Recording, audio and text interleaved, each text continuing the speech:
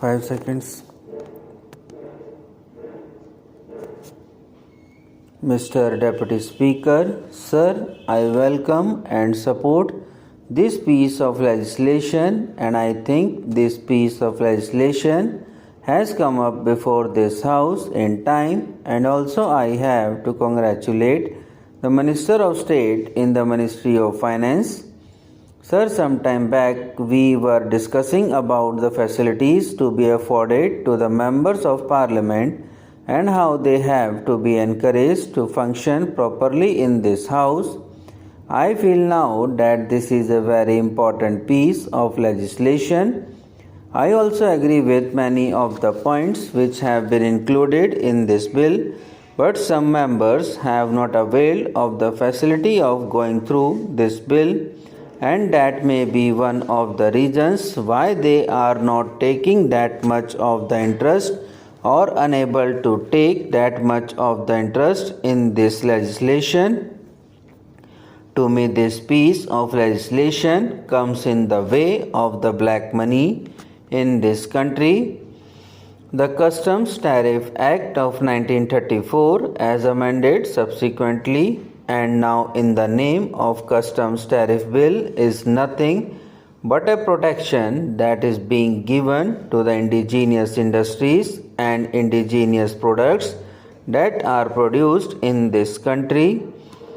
But at the same time, this is going to stop the smugglers curtailing the black money and putting an end to this black bank as explained. Sir, the Honorable Member has also said that though we say so many things about these smugglers and the control of the antisocial elements who are bringing in smuggled goods into this country, the question is how far the action taken by the government will prove efficient. Sir, during the earlier period, this bill should be given importance and topmost priority. Now we have read in the newspapers that a number of smugglers were arrested and who were solely responsible for bringing in smuggled goods into this country. The bill puts a heavy tariff so that these things are not imported into this country, and indigenous production of these items may be encouraged. Once you stop the smugglers' operations, we expected that these articles will not be sold in public, but we are not setting the correct example. I would request the Honorable Finance Minister to see that the possession of foreign articles should be questioned. If they are not able to give proper account, high tariff duty should be levied on them. When you are thinking of this bill, I think you are not only protecting the economy, but you are modeling the economy in the fashion that our Prime Minister has desired. The Prime Minister has said that we will have an economy where the gap between the rich and the poor will be narrowed. These people have what may be called a black bank. Whatever measures you may bring in, they have a loophole, and through you that loophole they bring money in this country. The law is that money can be sent from abroad through Reserve Bank only, but these black bank people have a separate system. They send the money through some agency and they go on doing their business without any hindrance.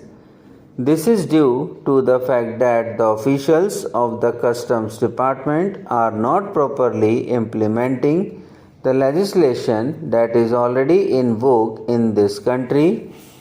From my experience, I can say that the tax administration is not enough to contain this disease, and we have a poor set of people at the top of affairs to check, control, or take proper action in this regard. Whenever people come from other countries, they bring in some articles from other countries. But these customs officials harass only those people who are very poor for the simple reason that they demand certain things from them. The smugglers, who are the real black bank people, go outside every 3 or 6 months and bring lot of goods from outside, and these people bribe the customs people. If you enter into these officials' houses, you will find a number of foreign made articles there. That is the reason why we fail to enforce the legislation. We must have supervision over these people, and we must have people of integrity there. These people should not be kept at one place for more than a year. Besides this, the customs officials have a feeling that they are supermasters. They threaten the poor people and leave out the black bank people. They leave the monsters and allow them to grow as big as possible, because this illegal gratification has become legal gratification as far as this bill is concerned. We may defend it. I am sure the Honorable Minister is beyond to defend his staff. It is a fact. But in this parliament, we have to tell the truth.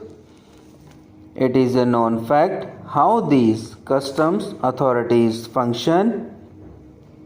If a minister or his relation is among from outside, there is no regulation. If a member of parliament is coming, there may not be that much checking.